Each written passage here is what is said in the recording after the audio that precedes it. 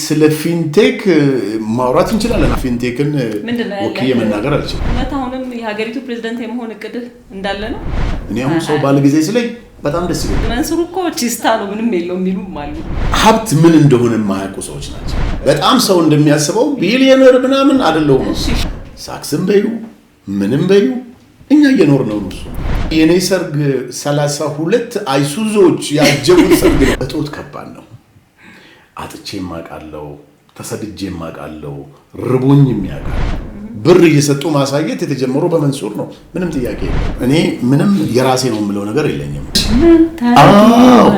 ታርጊዋለሽ እሺ በጣም በሚገርም ሁኔታ ለመጀመሪያ ጊዜ በዩያ ቻናል ነው ይሄን ነገር የምናገረው ደስ ይላል እስኪ እንስማ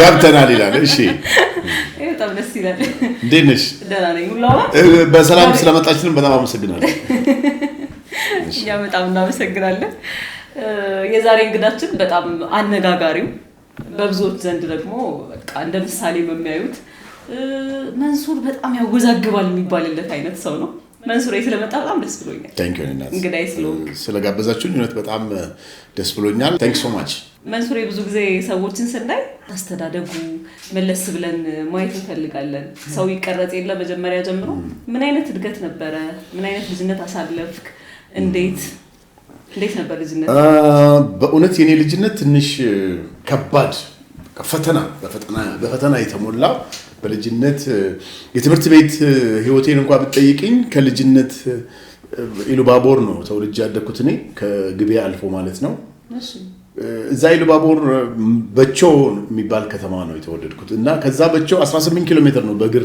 የምንመላለሰው ለትምህርት በየቀኑ አይደለም ለምሳሌ እሁድ ከሰዓት ለሳምንት የሚበቃንን በቆሎ ቂጣውን ምንሆንም በሶ ምንሆን ይዘን እንሄዳለን አንድ ሳምንት ደግሞ እንቀመጣለን አርብ ከሰዓት በኋላ ደግሞ 18 ኪሎ ሜትር እንመጣለን እንደዛ አይነት ነበር ላይፌ ከዛም አልፎ ደግሞ ወደ ትምህርቱም አልሆን ብሎ 12ኛ ክፍል አቆሜ በቃ ህይወትን እንዴት አድርጌ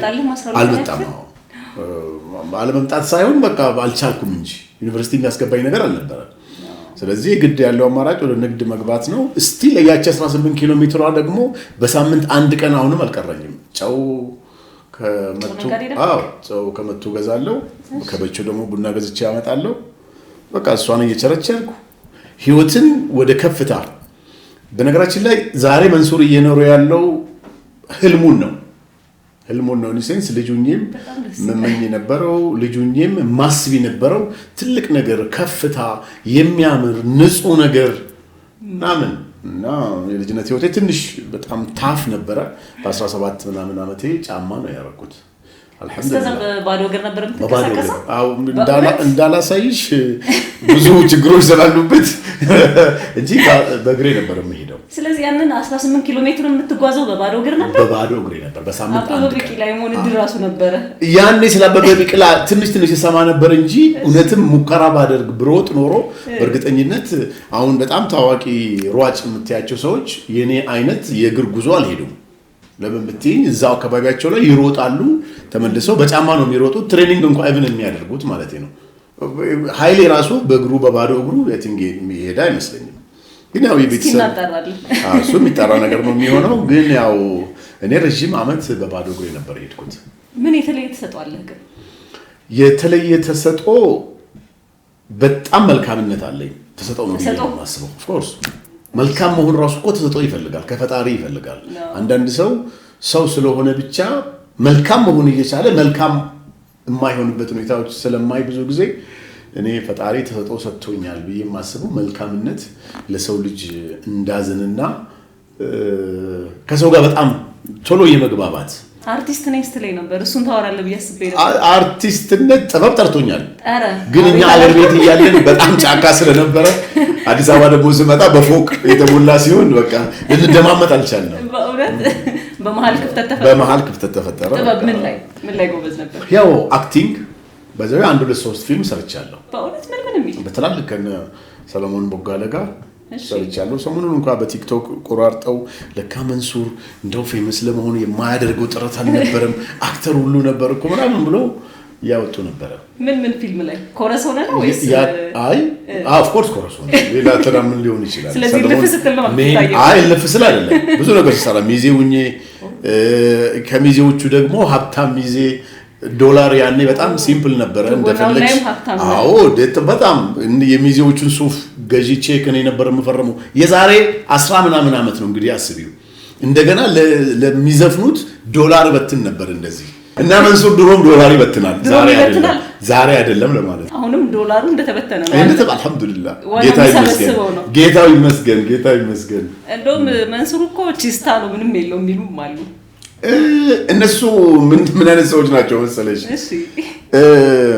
ሀብት ምን እንደሆነ የማያውቁ ሰዎች ናቸው። ሀብት ላንተ ምንድን ነው? ለእኔ ሀብት ማለት የሰው ልጅ የሚያስፈልገው ለመኖር የሚያስፈልግሽ ነገር መልበስ፣ መብላት፣ መጠጣት፣ መኖር።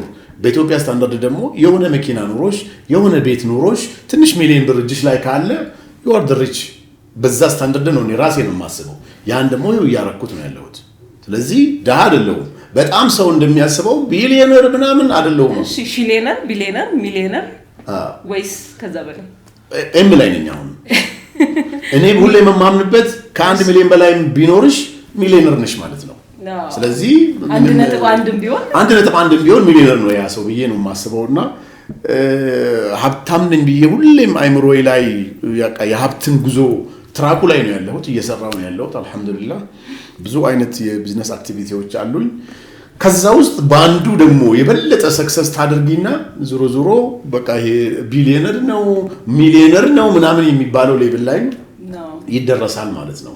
አንዳንዴ ሰዎች ሮንግ አመለካከት አላቸው ስለኔ። ለምን ብትይኝ አንቺው እንዳልሽው አይ በቃ የሆነ ሳክስ ነው፣ አይ በጣም ሀብታም ነው፣ ያነጅባል፣ ምንም አይደለም ሀብታም ነው ይላሉ።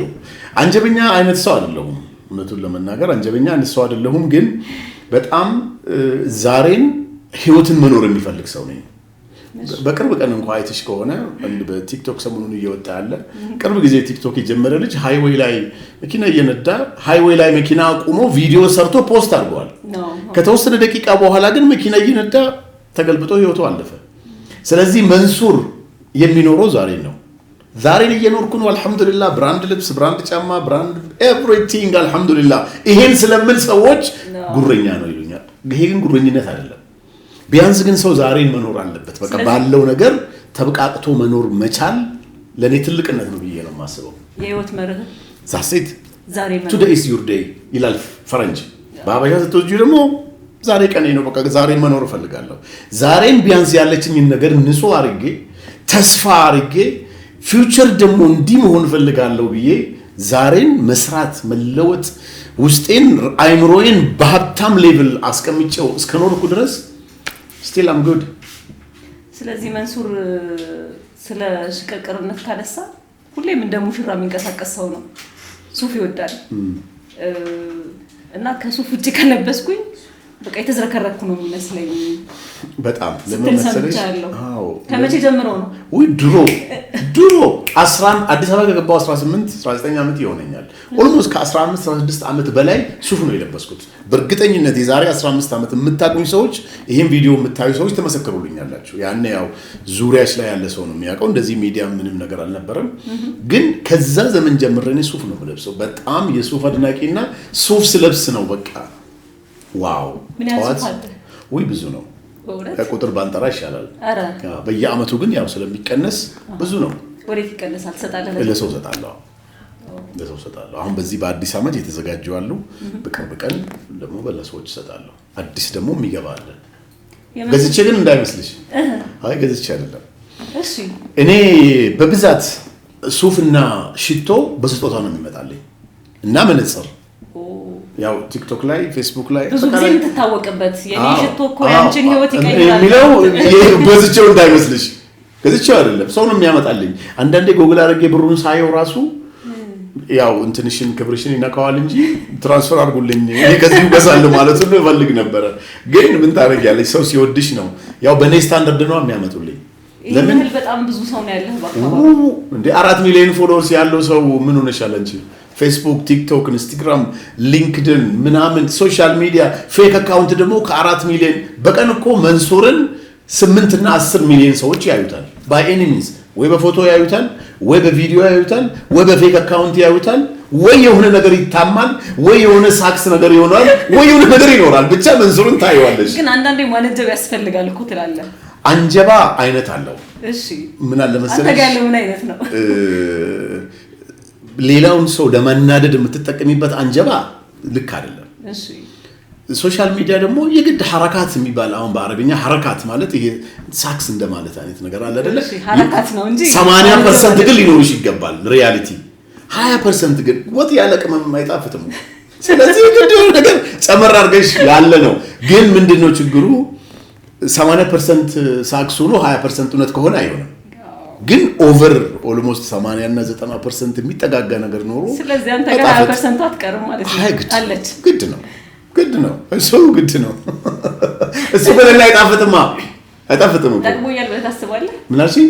ጠቅሞኛል እንዴ በጣም እኔ ደሃ ብሆን ማን ፎሎ ያደርገኛል? ደሃ ነኝ ብዬ ቲክቶክ ላይ በመጣው ማን ፎሎ ያደርገኛል? ሄይ ሰላም መንሱር ነኝ ቀናችሁ ይባረክ ዛሲት። ከዚህ ውጪ ምንም አልናገርም። ቀንህ ይባረክ ብሎ የመረቀህን ሰው ከሰደብክ ጤነኛ አይደለህም ማለት ነው አንተ። ዘይ ሰው ደግሞ እንዳንቺው ኢንተርቪው ሲያደርገኝ ደሃ አይደለሁም ነው የምለው። ደሃ ነኝ ብዬ ቲክቶክ ላይ በመጣ ማን ፎሎ ያደርገኛል? ነገር እንዴ ታደርገኛለሽ? አንቺስ ትጠሪኛለሽ እዚህ ቦታ ላይ ነው አጠሪኝ። በፍጹም ቢያንስ የሆነ ስኬት ላይ ነው አይደለም ነው ብለሽ ነው የጠራሽኝ። ባይ ኤኒ ሚንስ 100%ም የሚባለውን ነገር አምነሽበታል ኦር ደግሞ ምናምን የሆነ ነገር ፈልገሽ ነው እዚህ ቦታ ላይ አሁን የሆነ ነገር ባልሆን ይሄን ቦታ ያስጨኝ በፍጹም አይደለ? something በቃ ምክንያት ይፈልጋልና ከዛ ምክንያቶች መሃል ደግሞ አንዱ ሁኜ መጥቻለሁ። ሳክስም በዩ ምንም በዩ እኛ እየኖርነው ነው። እሱ ምን ሰራ መንሱር? ከጨው መሸጥ ጀመርክ? ጨው መሸጥ በጣም ሁሌ አይምሮ ውስጥ ያለ ስራ ነው። ከዛ በኋላ ሾፌር ከዛ በጨው መሸጥ መኪና ገዛው በ100,000 ብር። አንቺ እንኳን እርግጠኛ ነኝ ልጅ ነሽ። የድሮ የደርግ ቲዮታ የሚባል አለ በሉ ደግሞ ካልኩሌት አሩ እንግዲህ አሁን እኮ ታሪክ ማውራት ራሱ እኮ አልቻልም። ለእናንተ ሲባል እኮ ታሪክ ማውራት አልቻልም በእውነት። የደርግ መኪና አለ። እሺ ይሄ የደርግ መኪና ቲዮታ ነው። በ100,000 ብር መጥቼ ከጅማ ገዛው። ከዛ ቡና መሸጥ ቡና ከማከፋፈል ምን ከማድረግ ጨው ከመቸርቸር ጨው በነገራችን ላይ ቲክቶክ ላይ ሞጣን ታውቁታላችሁ አይደለ? ሞጣ ምን ይለኛል መሰለሽ? አንተ አሸቦ ቸርቻሪ ይለኛል። ድሮ አሸቦ ነው የሚባለው እና አሸቦውን ቸርችር ነበር። ፀሐይ ውስጥ ነበር የሚሸጠው። ከዛ በኋላ ብር ተጠራቅሞ እንደምንም 67,000 ብር የ100,000 ብር መኪና በብድር ሌላውን መጥቼ በድፍረት ከመቱ ገዛው። ረዳት ሆንኩ መኪናይ ላይ መንጃ ፈቃድ እስከወስድ ድረስ የራሴ መኪና ነው። መንጃ ፈቃድ እስከወስድ ለ2 ወር ምናምን እዛ መንጃ ፈቃዴን ወሰድኩ። ራሴ መንዳት ጀመርኩ። ከመቱ በቾ 18 ኪሎ ሜትር በጣም ጭቃ ነው። ጭቃ የሚችል መኪና መሆን አለበት። ዘን 12 ሰው ከኋላ እንጭናለን። 6 ሰው እንደዚህ 2 ሰው እዛ ጋር ታስቀምጫለሽ። በሱ ሸቀልኩ። ትንሽ ወራት በኋላ አሰብኩት። ከ2 ወር ያለፈ ነገር አይደለም። ከ2 ወር ያለፈ ለምን መንጃ ፈቃድ እስከወስድ እንጂ ኦልሬዲ መኪና መንዳትን እዛ ጨው ነጋዴ በነበርኩበት ሰዓት በደንብ ለምጄዋለሁ። ከዛ እሱ ማለት ተሳካም። ተቀጣሪ ደግሞ ሆኜ ሹፌር ሆንኩኝ። አይዙዙ ላይ ቴፒ የሚባል ሀገር ሄጄ ከሰርኩ። ተገለበጠ እና መኪናውን ማደሻ ብር ጠፋ። የተወሰነ ሰው ተጎዳ። እነሱን አሳከምኩኝ። ያችን ነገር እንደሚሆን ነገር አስተካክዬ ስሜንም በጥሩ መንገድ አድሼው ስደት እዛው ሎካል ስደት የሚባል አለ አይደለ? ከኦሮሚያ ወደ ደቡብ ከመቱ ወደ ቴፒ የሚባል ሀገር ሚዛን ቴፒ አይሱዙ ሹፌር ሆኜ ለብዙ ጊዜ ለ2 ዓመት አካባቢ ሹፌር ሆኜ ሰራ ነበር። ግን እሱንም ለ1 ዓመት ነው ተቀጥሬ የሰራሁት። ከዓመት በኋላ በዛ ዘመን ምን ነበር መሰለሽ? አሁን ለምሳሌ አዲስ አበባ ነው የምንመላለሰው። አይሱዙ ገዝተሽ ስራ የለሽም። ባለመኪናው ከሆንሽ አንቺ በወር 15,000 ብር ልስጥህ መኪናውን እኔ ልውሰድ ብዬ በኮንትራት ክራይ በኮንትራት ከዛ ያቺን ደሞዜን አጠራቅሜ ነው የ1 ወር ክፍያ ሲደርስልኝ ዘ ሴም ታይም ነው ቀጥታ ወደ ኮንትራት ገባው። 17,000 ብር ምንድነው 32,000 ብር 30,000 ብር ምናምን ሰራ ነበር በወር በራሴ መኪና ላይ ሆኖ ማለት ነውና ጥሩ እንቅስቃሴ ነበረ። እዛው አገባው ቴፒ ላይ እንደውም መንሱር ስለ ትዳር ህይወቱ ብዙ ጊዜ ሲያወራ ሰምቼው አላውቅም። እዛው አገባው፣ እዛው ልጅ ወለድኩ። በነገራችን ላይ የኔ ሰርግ 32 አይሱዞች ያጀቡት ሰርግ ነው። ተጠንቀቅ፣ አሁን ያለው ጄኔሬሽን በአይሱዙ ታጅበ አታውቅም። የኔ ግን ስፔሻል ነው። ሹፌር ነኝ። እዛ ያው ከዙሪያሽ ያለ በአንቺ ስራ ስታንዳርድ ነው ሰው የምትጠሪው። ስንት ልጆች አሉ ወይ? ስንት ልጅ አለኝ። እውነት ለመናገር ያው በኢትዮጵያ ልጅ አይቆጠርም ስለሚባል ልጅ አለኝ። ልጆች አሉ? ልጅ አለኝ። ልጅ አለ። ግን ቁጥሩ ይቅርብን። መንሱሬ ስንት ትዳር እንዲኖረው ነው የሚፈልገው? ምን አለ መሰለሽ፣ ያው ብዙ ጊዜ በእስልምና አስተምሮ 4 ማግባት ይፈቀዳል። 4 ማግባት ከቻልሽ፣ በዚህ ዘመን ባለው ሁኔታ ደግሞ የሴቱ ቁጥር ታውቂያለሽ በጣም ብዙ ነው። እህቶቻችን ትዳር እንዲይዙ ልጅ እንዲኖሩ በቃ ይሄንን ነገር አክሴፕት መደረግ አለ። የሰው ልጅ ልንገርሽ፣ ካገባ በኋላ ዝሙት መስራት የለበትም። እንደ ዝሙት ህይወትን የሚያበላሽ ነገር የለም። እንደ ዝሙት ላይፍሽን ሚዘረብል የሚያደርግ ነገር የለም፣ ስፔሻሊ ከትዳር በኋላ። ስለዚህ አንድ ወንድ ሁለተኛ ሚስት ማግባት የሚያስችለው አቅም ካለ ፈጣሪ የፈቀደለት ነገር ነው፣ በሃይማኖቱ የሚፈቀደለት ነገር ነው። ብዙዎች ነን ሙስሊም የሆኑ ሰዎች ለዚህ ፐርፐዝ ራሱ ምን አለ ጆይን ባረኩ የሚሉ አሉ። ለምን? ማንም ወንድ ይፈልገዋል፣ ይፈራል እንጂ ማንም ይፈልጋል ይሄን ነገር ለማድረግ። ቢሆንልኝ ከሁለት በላይ ሚስት ቢኖረኝና ብዙ ልጆች ማፍራት ቢችል ይሄን አገር ማስቀጠል የሚችል ጄኔሬሽን ቢኖረኝ መተካት ብችል። ለምሳሌ እኔ ለቤተሰቦቼ አንድ ነኝ፣ እናት አባቴ አንድ ነኝ ነው የወለዱት፣ ወንድም እህት የለኝም። ግን የኔን ዘር ማብዛት እፈልጋለሁ። ስለዚህ አሁን ስንት ሚስት አለ መንሱር? ፐርሰናል ነው። ድግሱ ግን አልቀጠለም። ከ30 አይሱዚ በኋላ ድግስ አይኖርም። ከዚህ በኋላ ኢን ፊውቸርም ድግስ አይኖርም። እኔ ሰርግ ማድረግ አልፈልግም። ምናልባት ወደፊት የምትመጣው ሚስቴ አይ እኔ ሰርግ እፈልጋለሁ ካለች ደግሞ ከጥሪ ወረቀት ማሳተም ጀምሩ። የሰርጉን የሚበላውን የሚጠጣውን ያደራሹን ችግር የለም ቤተሰቦቼ ወይ እኔ ከቨር ማድረግ እችላለሁ።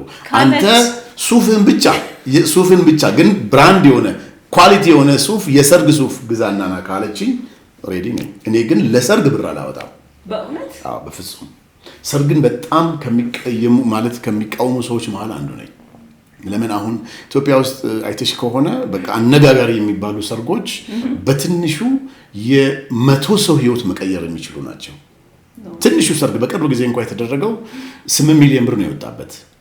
እኔ 8 ሚሊዮን ብር ማለት እንደ ቢዝነስ ሰው 500 ሺህ ብር ለስታርታፕ ብሰጥ አስቢ ስንት ሰው መቀየር እችላለሁ? በትንሹ 15-20 ሰው መቀየር።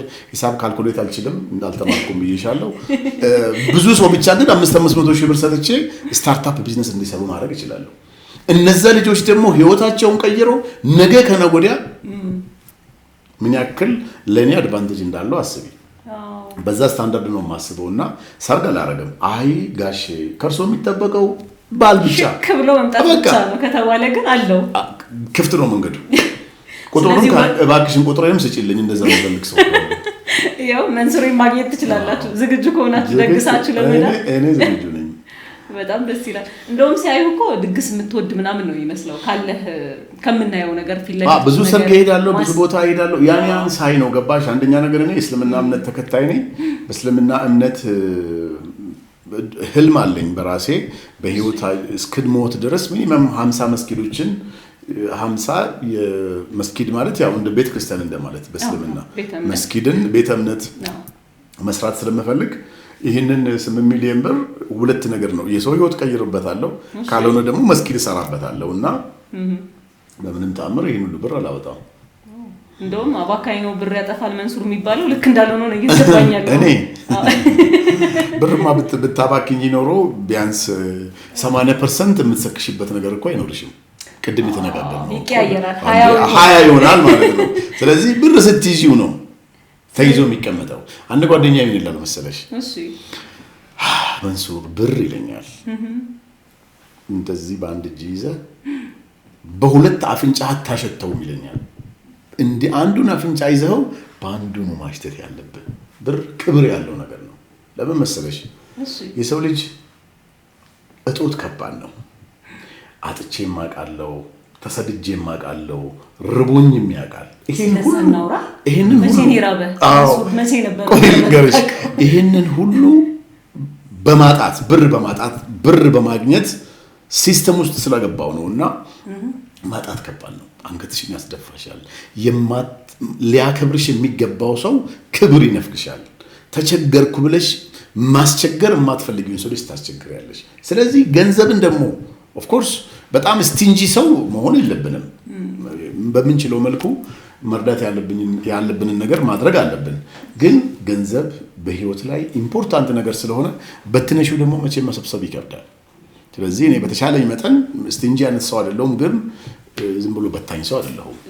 ለሚያስፈልገኝ ነገር እንጂ ለምፈልገው ነገር አላወጣም። አሁን ብዙዎቻችን ለምንፈልገው ነገር ዝም ብሎ ለህይወቴ ለሚያስፈልግ ነገር ነው የማወጣው እንጂ ዝም ብዬ ለምፈልገው የምትፈልጊው ነገርማ በጣም ብዙ ነው። ትልቁ ወጪ ምንድነው? ኖርማሊ ትልቁ ወጪ ብዬ የማስበው ለምግብ ብር አወጣለሁ። አዎ በጣም እበላለሁ። በጣም ሲባል እጋብዛለሁ። በተፈጥሮዬ ጋብዞኝ የሚያውቅ ሰው ካለ ኮሜንት ያርግ። ማንም ሰው ጋብዞት አያውቅም። መንሱር ማንም ሰው ጋብዞኝ አያውቅም ሳይሆን በጣም ውስን ነው። በጣም ትንሽ 10% የትም ቦታ ሄጄ እኔ ከፋይ ነኝ። ሰው እንዲጋብዝኝ አልፈልግም። እንዲሁ በተፈጥሮ ምንም ምክንያት ኖሮኝ አይደለም። ስትጋብዝ ደስ ይለኛል እና አብሮ መጠጣትም ምንም እንዲያውም አሁን የሆነ ሰሞን ሼር ጀምሮ ነበር ከጓደኞቼ ጋር። በቃ እኔን የሚመለከተኝ ይሄ ነው ምናምን ኧረ በእናትህ ዞር በል ምናምን ማለት ተጀመረ እንጂ ሼር ምናምን ደስ ይለኛል። ግን ያ ሪኩዌስት በእነሱ እንዲመጣ ነው የምፈልገው። እኔ ካልኩኝ አይሆንም። ያው ሁሉም ታውቂያለሽ ላይ ሰው ነው የሚያስቀምጥሽ እና በጋባዥ ነውና ብር አወጣለሁ፣ ለምግብ አወጣለሁ። ትልቅ ክፍያ የምለው ለቤት ከፍሎ ክፍያ አለ፣ ለተለያዩ ወጪዎች ብቻ ብዙ ብር አወጣለሁ። እንሱሬ ተከራይተህ ነው የምትኖረው? አለኝ ቤት፣ ግን አሁን ያለሁበት ቤት ከረንትሊ ዛሬ የመጣሁበት ቤት ተከራይተህ የምትከፍልበት ቤት ተከራይቼ የምከፍልበት ቤት ነው። የራሴ ቤት ግን አለኝ ሌላ ቦታ። በተለያዩ ምክንያቶች አለ ነው። ስለ ፊንቴክ እናወራ። ስለ ፊንቴክ ማውራት እንችላለን። አምባሳደር ለምን ብትይኝ እኔ ፊንቴክን ወክዬ መናገር አልችልም።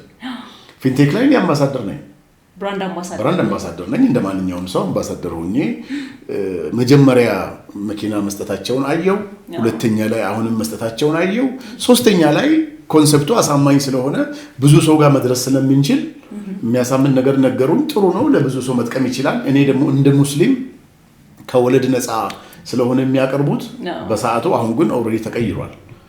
አሁን ከወለድ ጋር ነው የሚሸጡት። እኔ ኦልሬዲ መጀመሪያ ሲጀምሩ ኦልሞስት 3 ወር አልፎኛል ከፊንቴክ ጋር ያለኝን ውል አቋርጬ አመት ስለሞላ ውላችን አመት ስለሞላ ኦልሬዲ እኔ የራሴ አውቶሞቲቭ ካምፓኒ ክሬት እያደረኩ ነው። ስለዚህ ለወደፊት የምንጠብቀው ይኖራል ካምፓኒ? አዎ በደንብ ኢንሻአላህ። ሌላ ምኞት አለ? ማሳካት ፈልጋለሁ ማድረግ ፈልጋለሁ የምትለው? ሌላ ምኞት ምንድነው? ያው ቴክኖሎጂን በተመለከተ ቴክኖሎጂ ላይ በጣም መስራት ፈልጋለሁ። በጣም የቴክኖሎጂ ሰው ነኝ እኔ። ይሄን ያክል የአይቲን ኮዲንጎቹ ምናምን መስራት ባልችልም ግን መፍጠር ይሄ አይምሮሽ አለ አይደለ?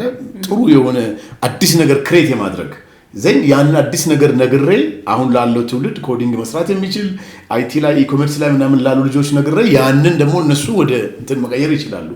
የአይቲ ሐሳብ በጣም ትላልቅ አገሪቷ እንደ ሰው ተጠቅሜበት ለማህበረሰብም የሚጠቅም ሐሳቦች አሉኝ። ግን ከዛም ሐሳብ ውስጥ ምናልባት የሚጠቅምም ባይሆን እንዲሁ ባነሳልሽ በቅርብ ቀን ኦልሞስት በትንሹ ለእያንዳንዱ የኢትዮጵያዊ ትውልድ 1 ብር ብቻ ኮንትሪቢዩት አድርጎ የመንግስት አካል ነው ያን 1 ብር የሚቀበለው። ለምሳሌ ምግብ ስትበይ 60 ብር ብትከፊ 61 ብር ይሆናል። ያን 1 ብር ገቢዎች ነው የሚሰበስበው። then ከዛ ውስጥ 1 ሚሊዮን ብር በቀን ደግሞ ለትውልድ የሚሰጥ ሲስተም ከገቢዎች ጋር ኮኔክት የሚያደርግ ሲስተም ሰርተን በጣም ሚኒስቴሮቹን በጣም ወደውት ያው ታውቂያለሽ ኢትዮጵያ ውስጥ ያለን ነገር ኢንሻአላህ ጥሩ ነገሮች አሉ፣ ጥሩ የተቀየሩ ነገሮች አሉ፣ ወደፊትም ይቀየራሉ። 360 ሚሊዮነር መፍጠር የሚል ፕሮጀክት ነው እሱ። 360 ሚሊዮነር በአመት ውስጥ በእያንዳንዱ ቀን 1 ሚሊዮን ብር ተሰጪዋለሽ። ይሄ ሰው ፕሮጀክት ሊኖረው ይገባል። ያንን ኢንቨስት ሎተሪ ይወጣለታል ማለት ነው። ለምሳሌ ሐሳብ ኖሮት ሐሳብን ባይኖሩ ያ ሎተሪ የሱ ነው። አንድ ብር ሲያወጣ ብሩን ይኖረዋል፣ ግን ስራ ሊሰራበት ይገባል። ሰራተኛ መቅጠር አለበት። እሱም ወደ ሀብት መሄድ አለበት። አካውንት ከሌለው ከፍቶ ብር ያገኛል። ወይ የሆነች የ10 ብር እቃ ገዝቶ ምናልባት ሊሸለም ይችላል። ያቺን 1 ሚሊዮን ብር በየቀኑ የሚወጣ ነው። በኢቲቪ የሚተላለፍ ፕሮግራም ነው።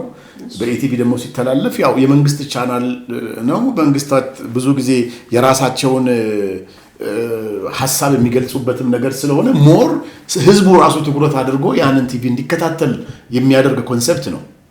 ግን ምን ታረጊዋለሽ የሚዘፈን ታውቂያለሽ? ምን ታረጊዋለሽ 6 ወር ሞላን ስንንከራተት ምክንያት። ስለዚህ ምናልባት አገር ወዳድ የሆነ ሰው ያን አንደርስታንድ ሲያደርግ በቀጥታ ወደ ስራ ስንገባ በቀን 1 ሚሊዮን ብር ለወጣት ለአንድ እድለኛ 360 ሚሊዮንን በአመት እንፈጥራለን። ይሄ ማለት 1 ብር ማንኛውም ኢትዮጵያዊ ኮንትሪቢዩት በሚያደርገው ያን ደረሰኝ ደግሞ በዚህ ዘመን ሰው ደረሰኝ ይክፈል አይክፈል የምታወቀ ነገር የለም። ስንት ብር ነው ብለሽ ጠይቀሽ ነው የምትሄጂው ከፍለሽ። ያኔ ግን 1 ሚሊዮን ብር ስላለው ደረሰኙን በየቀኑ ነው ይዘሽ የምትሄጂው። ጠዋት ቴሌቪዥን ላይ ቁጭ ብለሽ ቁጥርሽን ታያለሽ። እና በጣም አሪፍ ኦፖርቹኒቲ ነበር። ለመንግስት በሚሊዮን የሚቆጠር ብር ኮሌክት ማድረግ ይችላል። በሚሊዮን የሚቆጠር ብር ደግሞ በ1 ብር የሰውን ህይወት መቀየር ይችላል። የብዙ ሰዎች የሥራ ዕድል ይከፍታል። ብዙ ሰዎችን ሀብታም ያደርጋል። ግን እንዳልኩሽ ምን ታረጊዋለሽ የሚለውን ዘፈን ይሳካል ብለን እናስባለን። 100% ኢትዮጵያዊነታቸውን የሚወዱ ለዚች ሀገር መለወጥ የኔን ጥቅም ሳይሆን ማህበረሰቡ የሚጠቀመውን ጥቅም አይተው ምንድነው መንሱር ይሄ ጉዳይ ብሎ አንደርስታንድ የሚያደርግ ትልቅ ኦፊሻል ሲሰማው በእርግጠኝነት ስራ ላይ እናውለዋለን ብዬ አስባለሁ። አሁን ግን በቢሮክራሲ ምክንያት እየተመላለስን ነው። መመላለሳችንን ግን እንቀጥላለን። መንሱሬ መውደቅ መነሳት አለ። አንተ ደግሞ ቢዝነስ ላይ ያለ ሰው ነህ። በጣም በቃ ወደ ዜሮ የወረድክበት፣ የከሰርክበት፣ የተከፋህበት፣ ያዘንክበት አጋጣሚ አለ? በህይወት ውስጥ እንደዚህ አይነት ፈተናዎችን ሳታልፊ መቼም የሆነ ደረጃ ላይ አደርሽም። ቅድም ከነገርኩሽ ታሪክ ውስጥ ራሱ መኪናዋ ተገልብጣ ማደሻ ብር አጥቼ እንደገና ደግሞ ባለመኪና በተባልኩበት አባ መኪና አባ ቀበኛ ከኛ ይባላል በእኛ በኦሮሚኛ ማለት ነው። ይሄ በቃ ባለ ሀብቱ ባለ መኪናው ምናምን ተብለሽ ወጣቶች እንደዚህ ምናምን እያሉ 2 ብር 1 ብር እየተቀበሉሽ ከዛ በኋላ ደግሞ 10 ብር አበል ተከፍሎሽ ሹፌር ሆነሽ ስትሰሪ ስቲል ጥንካሬ ያለው ሰው ነው እዛ ውስጥ መግባት የሚችለው። ግን ያንን ነገር አምኖ ለመቀበል የነበረኝ ጊዜ ትንሽ በጣም ከባድ ፈተና ውስጥ ነበርኩኝ። እንደገና ደግሞ ያው ህይወትን ለመቀየር እናት አባትን ለመቀየር ራስንም ለመቀየር ለሀገርም የተሻለ ነገር ለማድረግ ብለሽ ትሰደጃለሽ። በስደት ዓለም ላይ ባለሁበት ሰዓት ደግሞ እንደዚሁ የት ሀገር ኖርሃል? ወይ ብዙ ሀገር ከኢትዮጵያ ጣሊያን ነው ሄድኩት። መጀመሪያ ጣሊያን የተወሰነ አመት ወራት ኖርኩኝ። ከዛ ኖርዌይ ሄድኩኝ፣ የተወሰነ ወራት ኖርኩኝ። ኖርዌይ እና ጣሊያን ላይ የነበረኝ ህይወት በቃ ከባድ ስለሆነ መንሱር እዚህ ሀገር እያለ ጥሩ ላይፍ ነበረው ምናምን ያን ነገር ለማየት ነው ወደዛ ሄድኩት። እና በነገራችን ላይ በአውሮፕላን ቤልት አድርጌ ነው ሄድኩት፣ ተሰድጄ በፓስፖርት ይዤ ምናምን ነው ሄድኩት። እና እንደዛ ሆኖ በቃ አይሆን ስለኝ የመጀመሪያው አንድ አፍሪካዊ አውሮፓ ሀገር ሄዶ በአጭር ጊዜ ውስጥ አጋጣሚ ሆኖ የአመት ቪዛ ነው የነበረኝ። በአጭር ጊዜ ውስጥ ተመልሼ ወደ አፍሪካ ነው የተመለስኩት። በተለያዩ ምክንያቶች ኢትዮጵያ መግባት አልችልም ነበር ያኔ። ዛሬ 15 ዓመት 16 ዓመት ታሪክ ነው የምነግርሽ። ኢትዮጵያ መግባት አልችልም ነበር። ዩጋንዳ ግን ኦን አራይቫል መሄድ እችላለሁ። ግን በቃ ምርጫ ያደረኩት ለኢትዮጵያም ቅርብ ስለሆነ የፀሐዩ መንግስታችን ይመጣል ብዬ አስብ ስለነበረ በሰዓቱ እስኪመጣ ድረስ ዩጋንዳ ኖርኩኝ። ምን ሰራ በስደት በነበርክበት ጊዜ? በጣም ብዙ ሙከራ ሞክሬያለሁ። ኡጋንዳ ላይ ማስቲካ ሸጥ ነበር። ማስቲካ ቹዊንጋም ከሳውዲ አስመጣ ነበር። መጨረሻ ላይ ትዝ ይለኛል ዩጋንዳ ላይ በቃ ኖ ማስቲካ ማለት ኢምፖርት አረግ ነበር። ብር ነበረኝ እኮ ትንሽ ብር አለ እጄ ላይ ኢምፖርት አረግ ነበር። ከዛ በኋላ ግን ሱቅ በደረቴ ሆነ ያ ማስቲካ። በምን ብትይ ያንን ማስቲካ ሳመጣ በሞኖፖል ይዞት የነበሩ ሰዎች በአንዴ በግፍ አመጡት። ቢዝነሱ ዳሜጅ ሆነ ማለት ነው። ዘን በቃ እንደ ቆሎ ተቸርችሮ ተሸጣ። እኔም ሱቅ በደረቴ በይው እየዞርኩ በጣም በኪሳራ 70-80% ኪሳራ በሚባል ተሸጠ። መጨረሻ ላይ በሆነ አጋጣሚ አንድ ኢንዶኔዥያዊ ጋር ተገናኘው። ያ ኢንዶኔዥያዊ እዛ እንድመጣ አደረገኝ። ኢንዶኔዥያ ደግሞ ስደት ወደ ኢትዮጵያ መምጣት ስለማልችል ኢንዶኔዥያ ሄድኩኝ። እዛ በጣም ጥሩ ላይፍ አጋጣሚን ጥሩ ቢዝነስ ሰራ ነበር። ፋይናንስ ላይ ነው የሚሰራው፣ ኮንሰልት ማድረግ የውጭ ኢንቨስተሮችን የኦንላይን ቢዝነስ አይነት ነገር ሆኖ ግን ትሬዲንግ ነው። ሾፕ ምናምን ሳይኖርሽ በሞባይል የምትሰሪው እዛ ሀገር ላለ ፕሮጀክት ፋይናንስ ማምጣት እንደዛ አይነት ስራ ላይ በጣም ስፖንሰር እንደማፈላለግ አይነት ስራዎችን እንሰራ ነበር። ከዛ ኢንዶኔዥያ ላይም እንደዚህ በቃ ከፍተኛ የሆነ ደስታም ከፍተኛ የሆነ ሀዘንም አጋጠመኝ። መጨረሻ ላይ እንዳልኩሽ የፀሐዩ መንግስታችን ሲመጣ ወደ ሀገር ግቡ ስንባል እድሜ ላብቹ አንቺ ለቁጭ ብዬ ማውራት ጀመርኩ ማለት ነው። በጣም ደስ ያለ ቀንስ ምናልባት ይሆን እንዴ የተመለስክበት? ይሄም ትልቁ በጣም ብዙ ደስ የሚሉኝ ቀናቶች አሉ ለኔ። ቀደም እንዳልኩሽ ቱዴይ ኢዝ ማይ ዴይ ብዬ ስለምኖር እያንዳንዱ ቀን የራሴን ደስታ ፈጥሬ ስለምኖር በብዛት የራሴን ደስታ ደግሞ መፈጥርበት ሰዎች ደስታን ነገ ነው የሚያስቡት። ማለት ነገ ብር ሳገኝ ነገ እንደዚህ ሲሆን ነገ እንደዚህ ሳድርግ ነው የሚሉት። እኔ ግን ደስታ ዛሬ ነው። ከቤቴ ጠዋት ስነሳ የሚያምር መስታወት አለኝ። መስታወቴ ላይ ሽክ ብዬ ስቄ ለደቂቃ ሽቶዬን አድርጌ ቅፏ ብዬ ቱዴይ ኢዝ ማይ ዴይ ብዬ ደስ እያለኝ ነው የምወጣው እና ቀኔም ብራይት ነው የሚሆነው እና ሁሌም ደስተኛ ሆኜ ነው የምሰግደው። ሰላቴን እሰግዳለሁ አልহামዱሊላህ። ከቤት ስወጣ ለሌት ልክ 11 ሰዓት ተኩል በኋላ እንቅልፍ አልተኛም። ኤርሊ ነው የምተኛው። ይሄ 5 to 5 ይላሉ ፈረንጆች። ለምሳሌ ከምሽቱ 5 ሰዓት ተኛለሁ፣ 4 ሰዓት ተኛለሁ። ከዛ ከ11 ሰዓት እነቃለሁ፣ ሰላቴን እሰግዳለሁ። ከዛ በኋላ ስፖርት ሰራለሁ ቤት ውስጥ። ስፖርት የመስራት ልምድ አለ? በጣም ኤቭሪ ሲንግል ዴይ ለ20 ለ15 ደቂቃ ቲቪ ያየው ወካራጋለሁ። በትንሹ በቀን ውስጥ እዛ ወክ ሳደርግ ቤቴ ውስጥ ወክ ማድረግ እንደዚህ መዞር አይደለም፣ እዛው ቁመሽ የምታደርጊው ነገርና እንቅስቃሴ ከ6000 እስከ 5000 እርምጃ ምናምን ነው የሚቆጥርልኝ ሰዓቴ። ስለዚህ 6000 አስቆጠርኩ ማለት ከቢሮ ስንቀሳቀስ ደግሞ በቀን 10000 እርምጃ አራመዳለሁ ማለት ነው። ስለዚህ ኤቭሪዴይ ያለኝ ነገር ነው። በቃ ያቺ ሰዓት ታልቃለች፣ ሻወር ወስዳለሁ ምናምን። ቁርሴን የቁርስ ሰው ነኝ፣ ቁርሱን ላይ እበላለሁ። የምትወደው ምግብ ምንድን ነው? ገንፎ አለ እንዴ? አለ ሞልቶ በሰዓት ላይ ትበላለህ? ኖ አይ ቁርስ ነው የምበላው። እሁድ ነው ገንፎን የምበላው። እሱም ደግሞ ወደ መጀመሪያው ታሪክ ልመልስሽና አገር ቤት እናቴ በጣም በሰፊው ገንፎ እሁድ ትሰራለች። የበቆሎ ገንፎ ሽርክት ይባላል። እሱ የበቆሎ ገንፎ በትልቅ ገበታ፣ ይሄ ጣውላ ገበታ። እናንተ አታውቁም ልጆች ናቸው።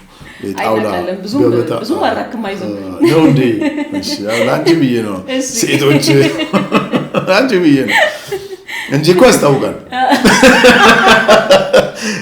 እዛ ገንፎ እኔ ነበርኩ የምጠራውና እሁድ እናቴ እኔን ነው የምትልቀው።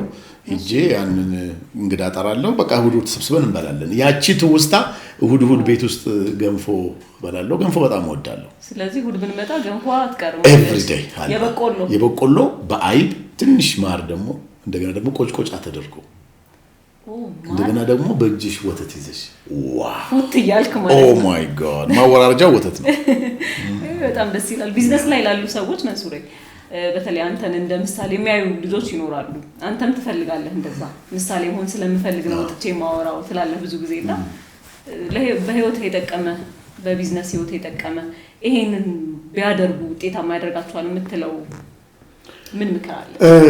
አሁን በሶሻል ሚዲያ ቻሌንጅ የሚባል ነገር አለ በቲክቶክ። ይሄ ቻሌንጅ ምንድነው? ቻሌንጅ መስጠት እንደውም በጣም ትወዳለህ። የጀመርኩትም እኔ ነኝ። በእርግጠኝነት በሉ ኮሜንት ላይ አድርጉ። ደግሞ እከለ ነው በሉኝ። እኔ ነኝ እና አሁን ፎንቴ ለሚባል የቲክቶክ ወዳጄ ድሮም ማቀው የ600,000 ፎሎወርስ ነው ያለው። ትዝ ይለኛል ወደ አዳማ እየሄድኩኝ 600,000 ፎሎወርስ ነው ያለው። ስንት ፎሎወርስ ደረስክ ናሆሜ ምናምን? እኔ ገና 100,000 ያለው ነው ማቀው። እንደዛ 600,000 ደርሻለሁ ምናምን። እንዴት 1 ሚሊዮን እስካሁን አልገባም? እኔ ክሎዝ ቱ 3 ሚሊዮን ደርሻለሁ። እንዴት አሁን ላይ ኦፍ ኮርስ እንዴት እንደዛ ሊሆን ቻለ ብዬው በቃ ለምን ቻሌንጅ አልሰጠህም አልኩት። ምን አይነት በአንድ ወር ውስጥ እኔ እኮ የሚሆን ስላልመሰለኝ ነው በአንድ ወር ውስጥ 1 ሚሊዮን ከገባ 500,000 ብር ሰጣለሁ አልኩት። ጮኸ፣ አበደ። መንሱር ይሄንን በቪዲዮ ከላክልኝ በጣም የሚወዱኝ ሰዎች ስላሉ ሶሻል ሚዲያ ላይ ያደርጋሉ፣ ብሩንም ትከፍለኛለህ፣ እኔም ሶሻል ሚዲያ ያድጋል አለኝ። ሳስበው 500,000 ብር ብሰጠው ይሄ ልጅ 1 ሚሊዮን ፎሎወርስ ቢያገኝ ማስታወቂያ ይሰራል፣ 500,000 ብር ያገኛል። ለህይወቱ ትልቅ ነገር። ልጁ ደግሞ በጣም ጌም ይጫወታል፣ ክፋቱ እንጂ በጣም ጎበዝ ዲሲፕሊን የሆነ ልጅ ነው። በጣም መልካም የሆነ ሰው ነው። እና ወዲያው ቪዲዮ ሰርቼ ላኩለት። ያ ቪዲዮ እሱ ኦልሞስት 4 ዓመት ቪዲዮ ታይቶለት አያውቅም። በ2 ቀን ውስጥ ከ1.ምናምን ሚሊዮን በላይ ሰው አየለት።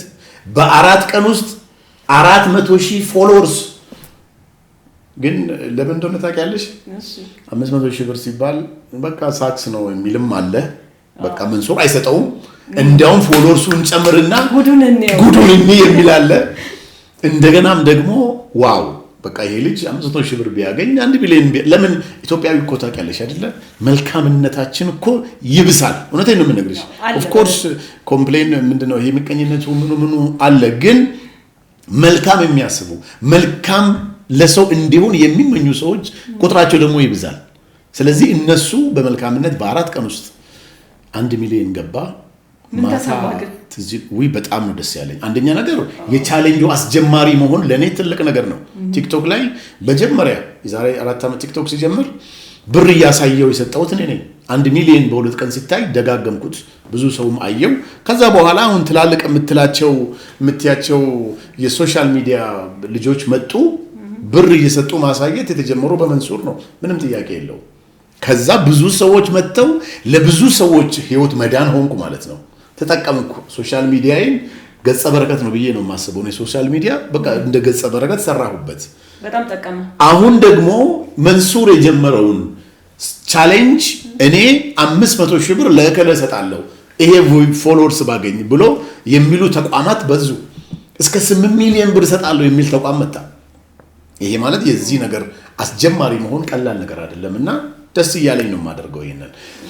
በዚህ አጋጣሚ እንግዲህ ለጠየቅሽን ጥያቄ ምንድነው አሁን ደግሞ 2020 ብለን ቻሌንጅ ጀምረናል።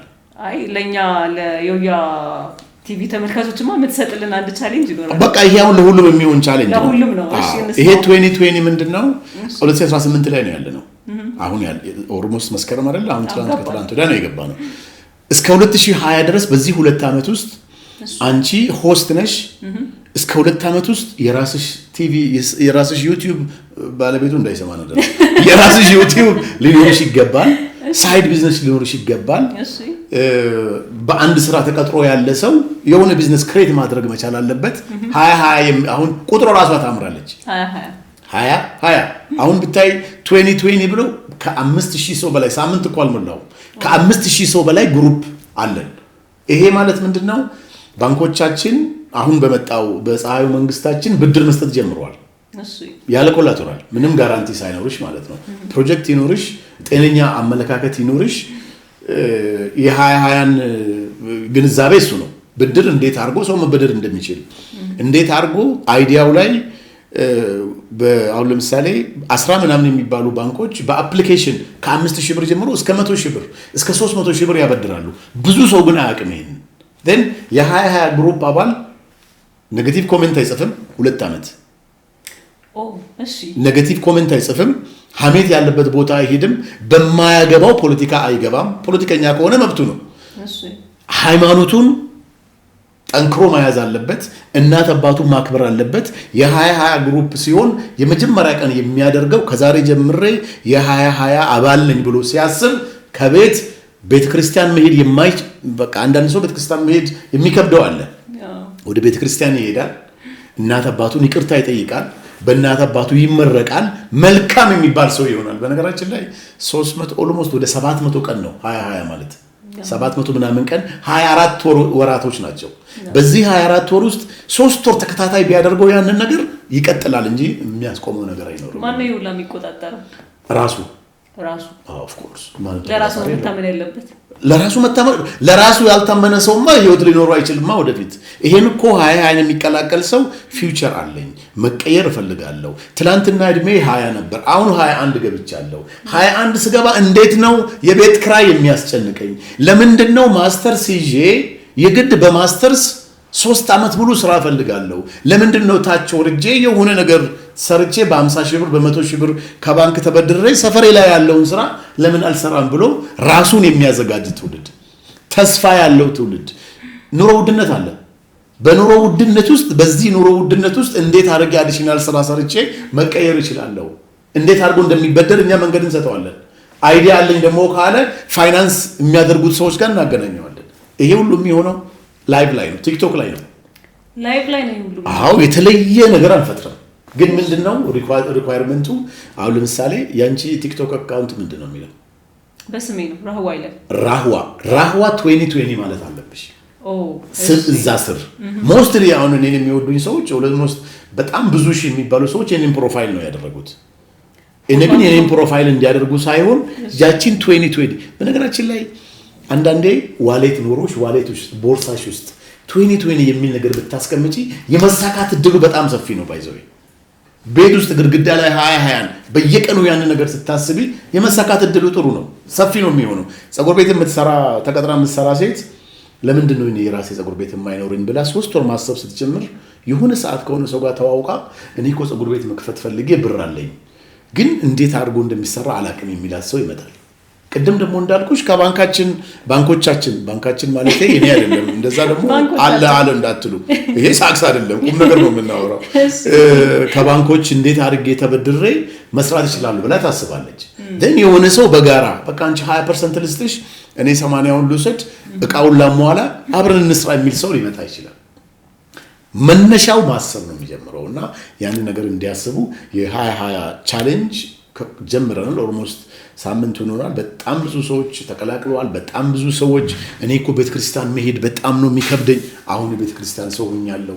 ሰላት ሱብሂ ተነስቶ መስገድ በጣም ነው የሚከብደኝ፣ አሁን ሰላቴ ላይ ሲሪየስ ሆኛለሁ የሚል ሰው ተፈጥሯል ማለት ነውና ይሄንን ቻሌንጅ እንድትቀላቀሉ ጠይቃለሁ። መንሱር የሆነ ቀን የሀገሪቱ ፕሬዝዳንት ሆናለሁ ስትል እንደውም አባርቆበት ነው እንጂ መንሱር ይሄ ከልቡ አይደለም ያሉ ልጆች ሁላ ነበሩና እውነት አሁንም የሀገሪቱ ፕሬዝዳንት የመሆን እቅድህ እንዳለ ነው? በጣም በሚገርም ሁኔታ ለመጀመሪያ ጊዜ በዩያ ቻናል ነው ይሄን ነገር የምናገረው።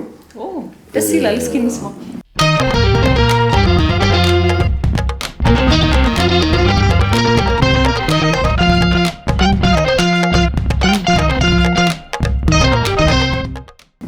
ፕሬዝዳንት የመሆን ህልም ነበረኝ።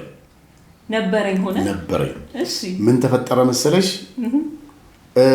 ፕሬዝዳንት ለመሆን በጣም ብዙ ማሟላት ያለብሽ ነገሮች አሉ። አንዴ ዳዊት ድሪምስ ላይ ቀረብኩኝ። እሺ አንድ እህቴ ቲክቶክ ላይ ከድሮ ጀምሮ ፎሎ የምታደርገኝ ምን ጠይቀችኝ መሰለ? መንሱር ብዙ ጊዜ ኢንተርቪው ስትደረግ ስታለቅስ አያለው፣ የሆነ ነገር ሲያሳዝንህ አያለው፣ ቲክቶክ ላይም ልብህን አውቃለሁ፣ ፐርሰናሊ የሆነ ቀን አግኝቼ ደግሞ ምን አይነት ሰው እንደሆንክም አውቃለሁ እና ፕሬዝዳንት እኮ ሲኮን ብዙ የሚፈረሙ ነገሮች አሉ። የሞት ፍርድ ፕሬዝዳንት ነው የሚፈርደው በኢትዮጵያ ሕገ መንግስት። ያን ነገር ታደርገዋለህ ወይ ስትለኝ ከዛ ቀን ጀምሮ በቃ ይሄ ነገር ለመንሱር እንደማይሆን። ስለዚህ ምክንያትህ ያ ብቻ ነው? ትልቁ ምክንያት እሱ ነው። አንድ ሁለተኛ ነገር ደግሞ ለፕሬዝዳንትነት ስትቀርቢ በጣም ኤዱኬሽናል ባክግራውንድሽን በጣም ያደገ መሆን አለበት። ምንድነው መሰለሽ እውነቱን ለመናገር እኔ ፕሬዝዳንት ሆናለሁ ብዬ ብዙ ጊዜ ስናገር ቢያንስ ይሄ እየመጣ ያለው ትውልድ ጎል እንዲያስቀምጥ እኔ አሁን 10 ዓመት በኋላ ብዬ ስናገር ይሄን ቪዲዮ የሚሰማ ሰው የኔን ፎሎ የሚያደርገኝ ሰው መንሱር 10 ዓመት ፕሬዝዳንት ሆናለሁ ብሎ ካሰበ ለምን እኔ በዚህ 2 ዓመት ውስጥ ማስተርስ አይኖረኝም? ለምን ቢኤ አይኖረኝም? ለምን እቺ ንግድ ወደዚህ ንግድ አልቀይረውም? ለምን እኔ እኮ በታክሲ ነው ዛሬ የሚሄደው፣ ይሄንን ብር ባጠራቀም ግማሽ ለባንክ ከፍዬ እንደዚህ አድርጌ መኪና እኮ በዚህ ዓመት ይኖረኛል ብሎ ጎል እንዲያስቀምጥ አስቤ ያደረኩት ነገር ነው እንጂ ለምን አስበህ አይደለም ከመጀመሪያ። አይደለም። እናም አሁን ከዚህ በኋላ በማደርገው ብሮድካስቶች ፕሬዝዳንት የመሆን የሚለውን ሐሳብ ቶታሊ አንስቼዋለሁ። ይሄን ግን የመጀመሪያ በእናንተ ነው የተናገርኩት። ያስለፈልፋል የሆነ ነገርሽ ውስጥሬንም ያስወጣኛልና ለዛም ነው እና አሁን ቶታሊ ያንን ሐሳብ አንስቼዋለሁ። መንሱራም በዋነኝነት እየሰራህ ያለው የቢዝነስ እንቅስቃሴ ስራ ምንድነው? ምን ላይ ነው ያለው? በብዛት ፑማ ሊፍት የሚል ካምፓኒ አለኝ። አሁን ፑማ ሊፍት የራሴ ነው።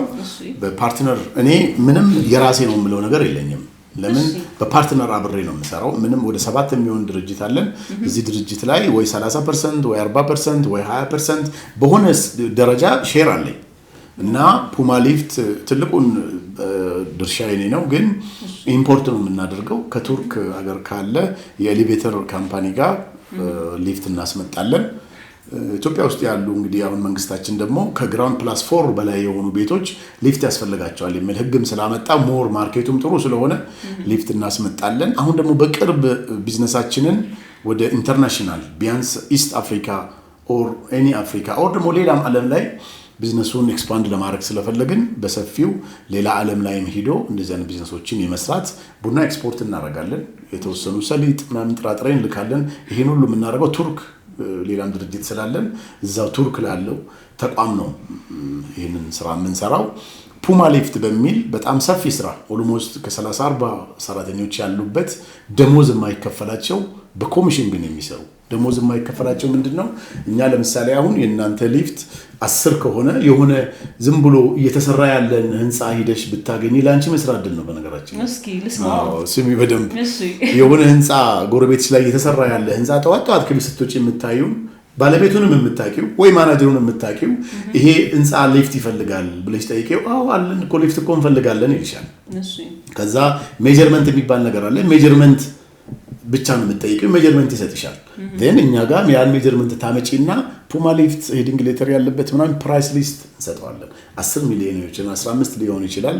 ከዛ በኋላ ከዛ ሰውዬ ጋር የመጀመሪያ አግሪመንት እንዳደረግን ከ3 እስከ 5% ድረስ ኮሚሽን አለሽ ማለት ነው። ያ ኮሚሽን 300 ሺህ ብር 400 500 ሺህ ብር ሊደርስ ይችላል። ስለዚህ በአንድ ስራ ብቻ ብዙ ወጣቶች ደሞዝተኛ ሳይሆኑ የራሳቸውን ነገር እያሻሻሉና ስራም እያገኙ እነሱም ለኛም እየተጠቀሙ ያሉ የሴልስ ዲፓርትመንት አለን። እንደዚህ አይነት በዚህ አጋጣሚ ራሳቸው ግሩፕ ፈጥረው በሶሻል ሚዲያ በቲክቶክ በፌስቡክም እንደዚሁ ሊፍት ላይ እየሰሩ ያሉ በጣም ብዙ ወጣቶች አሉ።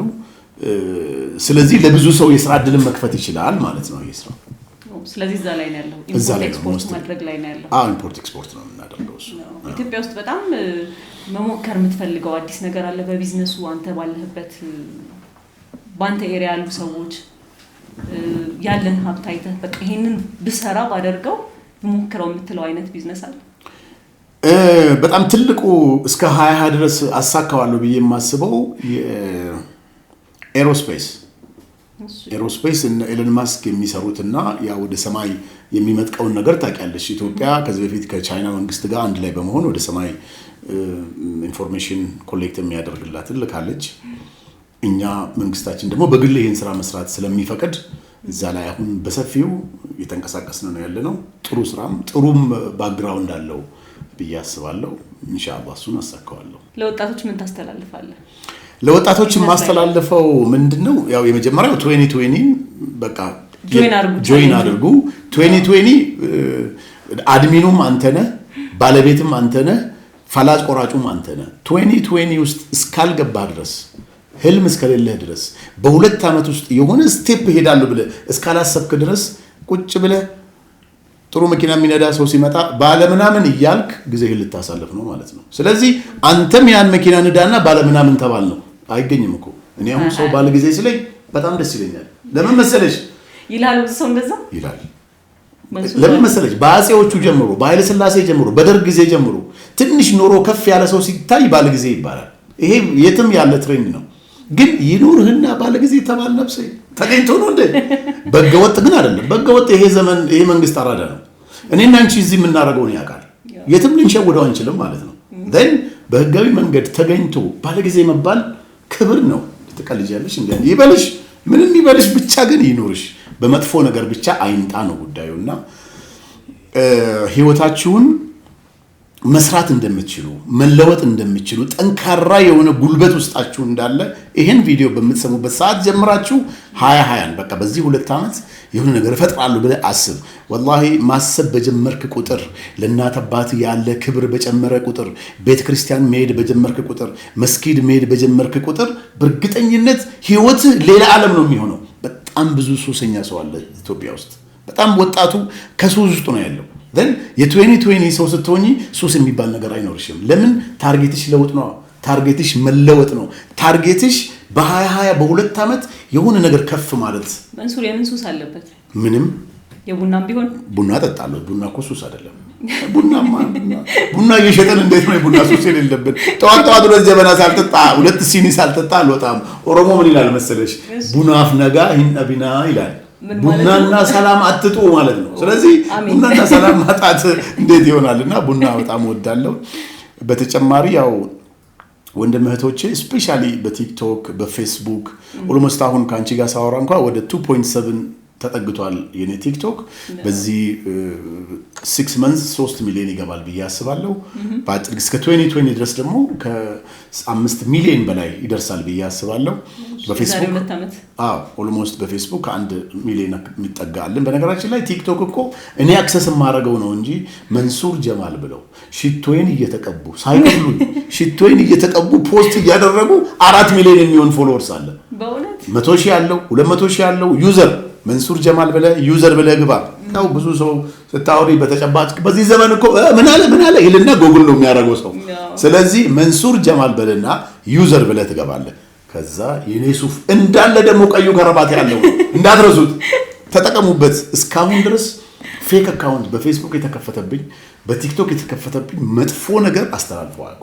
የኔኑ ቪዲዮ ነው ዘሴም ታይም ፖስት የሚያደርጉት። እንደገና ላይቭ ላይ የማወራውን ነገር ስክሪን ሪከርድ አድርጎ ፖስት ያደርጋሉ እና 300,000 200,000 ፎሎወርስ 400,000 ፎሎወርስ። ስለዚህ እነሱ ወደ 4 ሚሊዮን ይደርሳልና የዚህ ሁሉ ሚሊዮን ፎሎወርስ ሪስፖንሲብል አለብኝ ብዬ ነው የማስበው። ፈጣሪ ይሄን ሁሉ ሰው እንዲያቀ ምድር ላይ ፈቅጄልህ። ያው እንግዲህ እስልምና እምነት የእያንዳንዱ እምነት ውስጥ ፈጣሪ የሚባል ነገር አለ አይደለ? የምናደርገውን እያንዳንዱን እንቅስቃሴ ፈጣሪ ያይናልና ነገ ፈጣሪ ዘንድ ይሄን ሁሉ ሚሊዮን ሰው ፎሎ እንዲያደርግህ ይሄ ሁሉ ሚሊዮን ሰው እንዲያቅህ አድርጌ አንተ ግን ያደረከው እዛ ነገር ላይ ተጠቀምክበት ትውልድ የሚያጠፋ ትውልድ የሚያበላሽ ሳይሆን መልካም ነገር ነው የሰራህበት። ትውልድ ነው የቀየርክበት። ቤተክርስቲያን እንዲሄዱ መስጊድ እንዲሄዱ እናት አባታቸውን እንዲያከብሩ ነው ያደረክበት እንድለኝ ስለምፈልግ ወንድሞቼ ጸልዩልኝ። ችግር የሌለበት ሰው የለም። አንተ የቤት ክራይ ያስቸገረ ሊሆን ይችላል። እኔ ግን ከዛ አልፌ ሊሆን ይችላል። እስቲል ችግር አለብኝ።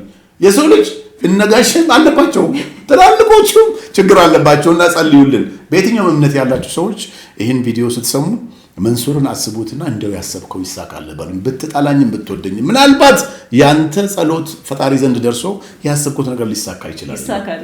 አሜን። በጌታ ስም አልሐምዱሊላህ። መንሱር ስላንተ ሰው አያውቀው የምትለው ነገርና እንደው ቢያውቀው የምትመኘው ነገር አለ? 10% ነው ስለኔ የሚያውቀው። 90% በግምት ነው የሚያወራው። ግን ማውራት አልፈልግም። ካወራው ኦልሬዲ እኮ አወቀው ምን ያደርግልኛል? ዘን 10% ነው ስለኔ ሰው የሚያውቀው። ግን በብዛት የምትጠይቂውን መንሱር ኧረ በእናትሽ አውቀዋለሁ ምናምን ነው የሚልሽ። ይሄን ካንቺ ጋር ማውራውን ነው የሚሰማው። 10 ወይ 20% 80% ስለኔ በጣም ከዙሪያ ያሉ 1 ወይ 2 ይባል ሰው ነው ሊያውቅ የሚችለው። እኔ በራሴና ራሴ ጋር ነው የማደርገው።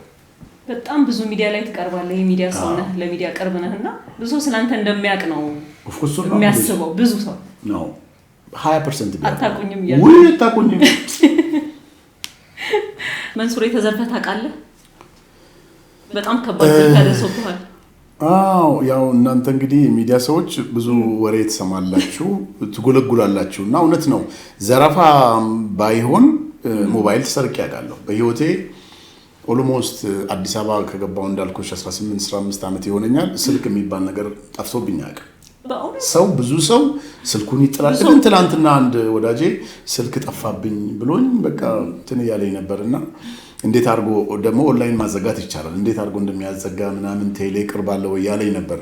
ብዙ ጊዜ ይጥላል ሰው። እኔ ስልክ ጥዬ ማላቀምና የሆነ ቀን ያው እንግዲህ በዚህ በፀሐዩ መንግስታችን የተሰራውን ኮሪደር ላይ ወክ ቅርብ ጊዜ ግን ሰዓቱ ትንሽ ሌት ሆኗል ማለት 12 ሰዓት 11 ሰዓት ምናምን ስንቀሳቀስ ሰው ይበዛል።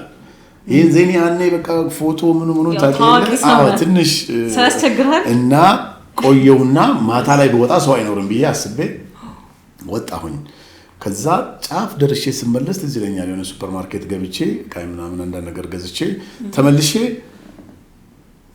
ወደ ላይ ቤቴን አልፌ ወደ ላይ ሄድኩኝ። እዛ ጋር ደርሼ ልመለስ ብዬ በሰላም ሲሄድ እንግዲህ 5 ሰዓት ከምናምን ነው የሆነ ሰው ከውጪ ደወለልኛል። ወዳጄ ነው፣ ፋይናንሻል አድቫይዘር ነው እሱ። በፋይናንስ ፕሮጀክት የሆነ አንድ ቡርኪና ፋሶ የሚባል ሀገር ላይ ፋይናንስ የሚደረግ ፕሮጀክት ነበረ። ለዛ ፕሮጀክት አብረን እያወራን ሰፊ ሰዓት ነው የምናወራው። በቃ ተመስጫለሁ እኔ በስልክ ከሱ ጋር እንደዚህ በዚህኛው ይዤ ወደ ታች ስወርድ የሆነ መኪና ፊት ለፊቴ እንደቆመ አስታውሳለሁ። አይመሮዬ ውስጥ አለ ግን ተመስጬ ነበር የማወራውና ደረጃውን የጠበቀ ዝርፊያ ነው አይደል? አዎ ሰንበዲም እንዴት ተጠጋኝ እንደሆነ አውቃለሁ፣ ግን በተአምር ሊመጣልኝ አልቻለም። በቃ ዝም ብሎ ቀለበቱ እንትኑ ላይ ኮሪደሩ ላይ ሊሄድ የመጣ ሰው ነው የመሰለኝ እንጂ ስልክ እንደዛ ያደርጋል ብዬ በፍጹም አላሰብኩም። ማስታወሰው ቷ ከእጄ ላይ ሲያደርግ ነው። ከዛ ቴምር ይዤ ነበረ። በዛ ቴምር ጀርባውን መትቼ ተከትዬው ዘለው መኪና ውስጥ ገብቶ አመለጠኝ። በዚህ መሃል ከላይ ደግሞ 2-3 መኪና እየሮጠ ይመጣል። እንግዲህ አስቢው የኮሪደሩ ማለት ዋናው አስፋልት ላይ ነው። ወደ ደንበል ወረድ ብለሽ ያለው በጣም የሚያምር ሰፈር ነው። ፀሐይ ነው እኮ የሚመስለው ቦታ። ሩጬ ሲል ከኋላ የመጣው ጽዝት ብሎ መኪና ቆመ። ሰዎች ፎቶ እንዳነሱኝ አወቅኩ። ከዛ መንሱር የግድያ ሙከራ ተደረገበት ብሎ ወደ ሌላ ነገር ተገልብጦ ደግሞ ተወራ። በህይወቴ ነው ከምሽቱ 6 ሰዓት ላይቭ ገብቼ አላውቅም። ያን ቀን ላይቭ ገባው 6 ሰዓት ከምሽቱ ሰላም ነኝ። ሌላ ስልክ 2 ስልክም ስለነበረኝ በዚህኛው ላይ አክሰስ ስለነበረኝ ወዲያው እዛ ላይ ያሉትን ሎጋውት አረኩ፣ እንትኑን ብሎክ አረኩት ምናምን። እርግጠኛ ነኝ ያው ፎቶዬን ስለሚያዩ ሊከተለን ይችላል ብሎ ስለሚፈሩ ወዲያው ስፔር ፓርት ያደርጉታል። ያው ለሚመለከተው አካል አቀረብኩኝ። ትራክ ተደረገ። ስቲል ያው ፕሮሰስ ላይ ነው ያለውና ያቺ ነች ከትልቅ አድናቂዎች ይማሩኛል ያጨናንቁኛል ብለህ የሌባ ሲሳይሆን አው ለምን መሰለሽ አንደኛ ነገር ሰው በዛ ሰዓት ፎቶ እንትን ሲልሽና የግድያ ሙከራ ተደረገበት ሲባል በጠራራ ፀሐይ ከተማ መሃል ላይ በዚህ ዘመን እንደዚህ አይነት ነገር የለም። በጣም ጥበቃ አለበት፣ ካሜራው አለ፣ ፖሊሶች አሉ ምናምን። ግድያ ምናምን ውስጥ እንኳን የሚያስገባሽ ሊያስበው የሚችል ነገር የለም። ግን ፖሊስ ታች ጋር ቢቆም እዚህ ጋር የተፈጠረን ነገር ሊያይ አይችልም መቼም። ወዲያው ነጠቃል ሮጠ ብትጮዩ የሚሰማልሽ ነገር አይደለም። ታርጋ የለውም መኪናው። በካሜራ ምናምን ታየ። ታርጋ አልነበራቸው። አጋጣሚ ሆኖ ያው ያ ነገር ትንሽ አስደንጋጭ ሁኔታ ነበረ። ወዲያው ሳይን አውት አደረኩ። በህይወቴ ለመጀመሪያ ጊዜ በዛ ስልክ ነበር። ያው እንግዲህ መንሱር የሚይዘው ስልክ ውድ ነው የሚሆነው እንጂ መቼስ ተራ ስልክ ሊይዝ አልችልም። ተራ ስልክነቱ ሳይሆን ያው አክሰስ የምታደርጊበት ነው የምትይው። እኔ በጣም የአይፎን ወዳጅ ነኝና አይፎን እንደመጣ በነገራችን ላይ አይፎን 17 መጥቷል። አሁን ልወስድ ሲሄድ ነው ወደ አንቺ የደወልኩልህ ነኝ እና ደስ ይለኛል። ገዝቼ ደግሞ እንዳይመስልሽ ይሄን ሰጥና ያን ይወሰጡኛል። ቀይረህ ነው? አዎ በቃ መንሱር ጀማል አይፎን 17 ገዛው። ይሄው ከዚህ ሱቅ ጌታ ለዛ ደረጃ ደርሶናል። ያው በነፃ ነው የምትወስጂው ማለት ነው። ታሴት ፕሮሞሽን ማለት ነው። ፕሮሞሽን ነው። እና ምንም መንሱር በጣም ውጭ ሀገር ብዙ ሀገራት ሄደሃልና አንደኛው የሄድክበት ምክንያት በትዳር ነው። ልክ ነኝ አይደል?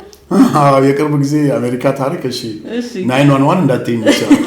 ስለዛ ነው ራስኪ የስ ብዙ ጊዜ እሱን ነገር እንኳን ብዙም አላወራውም ከቲክቶክ የዘለለ። ምን ተፈጠረ መሰለሽ? በሆነ አጋጣሚ አንድ ቤተሰብ የሆነች ልጅ ጋር እንዲሁ በሶሻል ሚዲያ ተዋወቅን። ያው ተግባባን። አጋጣሚ ሆኖ ያው እሷ ከወጣች ብዙ ጊዜ ሆኗታል። የሶሻል ሚዲያውንም ነገር ብዙ መታቀም አጋጣሚ ጆይን እንዳደረገች ነው ከኔ ጋር የተዋወቅ ነው። ፕላን ነበራት ኢትዮጵያ የመምጣት። ኢትዮጵያ መጣች፣ ተግባባን፣ አወራን ምናምን ያለውን ነገር አንደርስታንድ ተደራረግን።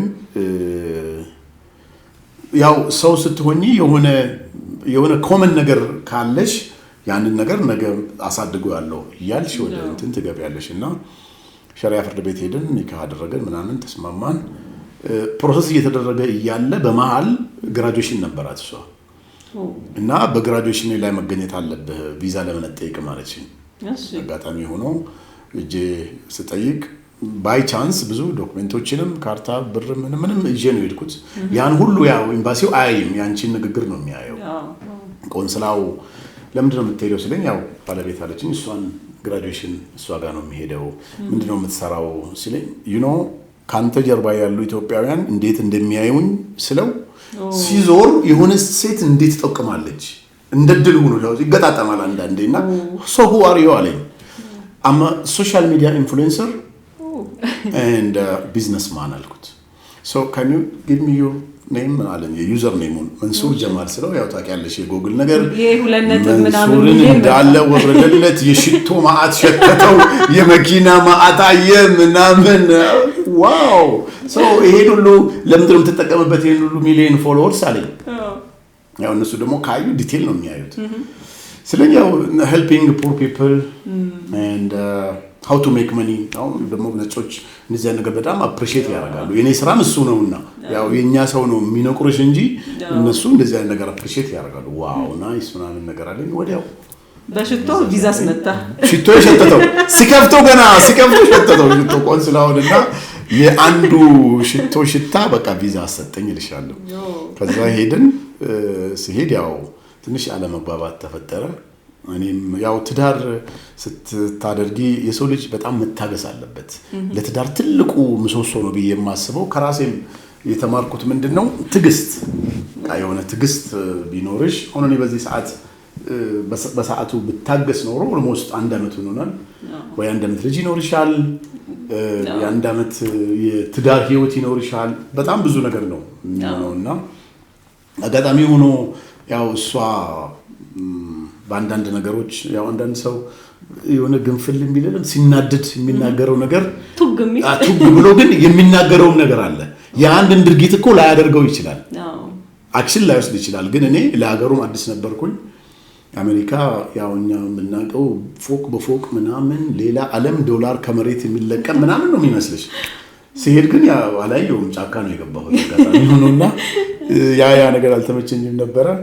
በመሀልም እሷ በቃ ትንሽ ያው ለሚዲያም የማይመጥኑ አንዳንድ ነገሮች ስትል ልታደርገው አይደለም እርግጠኛ ነኝ። ጥሩ ልብ ያላት መልካም የሆነች ሴት ነች። ግን እኔ እንደ ሰው አዲስም ስለሆንኩ እንግዳም ስለነበርኩ ደነገጥኩና ወዲያው ይሄ ነገር ይቅርብኝ ብዬ አሜሪካቸውንም ጥዬላቸው ዶላራቸውን ታካቸውንም ጥዬ እድሜ አዲስ አበባ ተመልሼ መጣሁ ልሻለሁ። በጣም ትልቅ አጀንዳ ሆኖ በጣም እየተወራ ነበር። ለምን ሰው መንሱር ማንን ነው የሚያገባው፣ ማንነች የትዳር አጋሩ የሚል ነገር ይጠብቃል። በዛ የተነሳ የውሳኔ ሰው ነው መንሱር። በጣም ለውሳኔ ተቸኩላለህ ወይ? በጣም ኢቭን ቢዝነስ ላይ ራሱ ትልቅ ችግርም የፈጠረብኝ ውጤታማ የሚያደርገኝ ነገር ነው። የሆነ ነገር ካየው የሚያሳምን ነገር ከሆነ ያ ነገር ቶሎ ወስናለሁ። ወዲያውን ደግሞ ነገሮቹ ችግር ከመጣ ወይ በጣም ይሄው ያውን እኮ ዋጋ መክፈል ከዚህ በላይ ነው ዋጋ አይጸጽትሽ አለ መሰለሽ። የሚጸጽትሽ ቢያንስ አግብቶ ነበር ተብሎ እንዲቆጠር ጥሩ አይደለም ኢን ሴንስ በቃ ቢቀርት የለውም ተብለሽ ብትኖሪ ነው የሚሻለው እንጂ ያው እውቅና እንዳለው ሰው ሚዲያ ላይ ለቀጣይም ጥሩ አይደለም እና እባክሽን እንዳትሰሚ አንቺ ግን ምንም መጣቂም አሁን የቀጣይዋ ሚስት አንቺ ምንም መጣቂም አደራሽ። መቼስ ስኬት ውስጥ መውደቅ መነሳት አለ፣ ስተት መስራት አለና በቃ ይሄንን እንደው ባላደረኩትና ደግሜ ማላደርገው የሚያልከው ውሳኔ ሊሆን ይችላል፣ ስራ ሊሆን ይችላል። የሚቆጭ ነገር አለ እና ደግመህ ማታደርገው? ደግሜ አላደርገውም ማለት ባልችልም እኔ ቢትኮይን ትሬድ አደርጋለሁ።